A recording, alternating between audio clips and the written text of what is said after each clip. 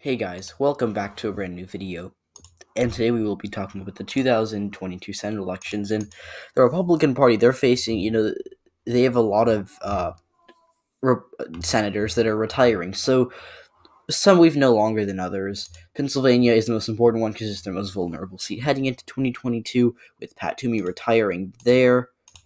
Going down to North Carolina, it's their second most vulnerable seat right now. Wisconsin we'll talk a lot about, but North Carolina, Richard Burr retiring there. Going over to the state of Missouri, kind of in no particular order now. Missouri, Roy Blunt announced this morning he'd retire. In Alabama, obviously very safe Republican state, we see Richard Shelby saying he is going to retire, call it quits. After I think it's been four terms in the Senate, right? Am I right about that? Yeah, I think four terms. Hopefully, I'm right about that. Um, yeah, I think four terms in the Senate. He was actually recently elected as a Democrat. For those of you who don't know, I thought that was pretty interesting. I didn't know that till a little bit ago. But yeah, now Wisconsin, we could see Ron Johnson retire, so I'll put that in light red because he's kind of said he's back and forth, and he said he's leaning towards retiring, but he hasn't announced it. He could change his decision any day. He could decide to run again. If he did it, I don't think him retire. I think either way, it's a very competitive seat that the Democrats are slightly favored in. Obviously, this is 2 years in advance. We'll have to see the national environment. But Wisconsin, if Johnson retires, if he doesn't, it's still probably a toss-up state, unless something unforeseen happens where the Democrats run someone awful, or there's a big scandal for Johnson, or something like that, where it's more of a lean or likely D state. So, yeah. Now, we could also see some primaries happening. Now, Trump did endorse some more left-leaning Republicans, well, not really left-leaning, but more Trump and not Trumpian Republicans like Crapo in Idaho, uh, Scott in South Carolina, as well as Jerry Moran in Kansas. Now we could see primaries in South Dakota. We could see one in Utah. We could see Murkowski get primary in Alaska. I think that's very likely to happen. But being realistic here, I don't think that there are going to be too many successful primaries. There could be an upset one that we don't see coming. Like, I didn't know who Lauren Boebert was until she won that primary in Colorado, like last summer or something. So we could see stuff happening, but as of right now, uh, we I wouldn't necessarily bet on uh, insane primaries happening around the country. Oh, yeah, and also I forgot about first of all, I'm gonna change the colors so it only says 6, and also I forgot about Ohio, or Rob Portman is retiring, unless I didn't mention that earlier. So yeah, and then also Iowa, Chuck Grassley could retire there, but I don't think he will. Just to throw it out there. Now going down to Missouri, this has kind of been trending on Twitter, because oh well, uh, you know, with Blunt retiring and maybe Kander or McCaskill or Galloway running, this could be competitive. I don't think it's going to be competitive. This is still a very safe Republican seat. Nothing interesting is going to go on here. The Democrats might run someone good like Galloway, could be a good candidate, but just it's such a red state at this point. McCaskill did get really beat up in 2018. She lost that race by nearly 6% in a Democratic wave year. So in a D plus 9 year, Missouri still voted 15 points to the right of the country.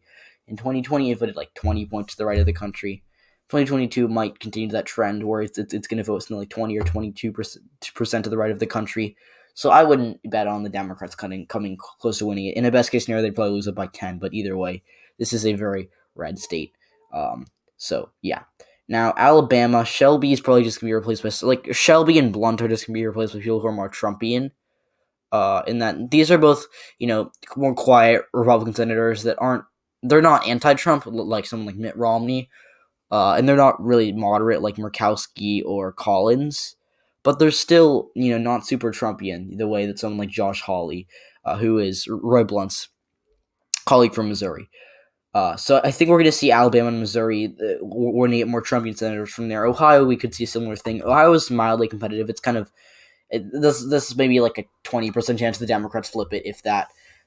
Like if they run Tim Ryan, maybe we could talk about the seat potentially flipping, but I wouldn't bet on it. And I think that it's that Jane Timken, who's the Ohio GOP chair, is going to get the nomination because apparently Trump plans to endorse her over Josh Mandel. So I think we're going to see another Republican winning Ohio by probably like 7 or 8%. And then now we're getting into our competitive seats. So we talked about Wisconsin, but these are seats that have definite GOP retirements unless something crazy changes. Now I think Pennsylvania is going to flip. Obviously, John Fetterman is taking a lot of heat for his previous tweets that are being discovered right now. So that could be an interesting primary between him and Malcolm Kenyatta. But either way, I think that no matter whether it's Fetterman or Kenyatta, it's probably going to be a lean D seat. Also, I apologize for any background noise you might be hearing. I hope it's kind of like I hope that my microphone's cutting out the background noise. If it is, thank you to my microphone. But yeah.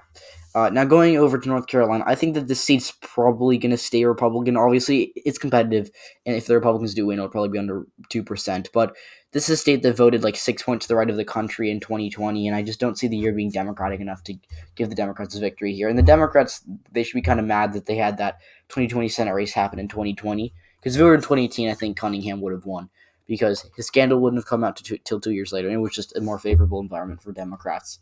And they using the national numbers, I guess, because North Carolina was 6 points to the right of the country in 2020. If it had done the same in 2018 or even 7, they would have won it by a lean margin, the Democrats. So this is bad news for the GOP. You never want to have your incumbents retiring because incumbency is a big advantage in gubernatorial campaigns, senatorial campaigns, presidential campaigns. So really, we're going to have to see what goes on, but I wouldn't get too excited. But Missouri and Ohio potentially being competitive. Alabama obviously going to stay red. But thanks for watching this video. I hope you enjoyed. If you did, leave a like, subscribe if you haven't already. Let's try to get to 5K by the end of, I'll say April 15th. So thank you for watching. Hope you enjoyed. See you all next one.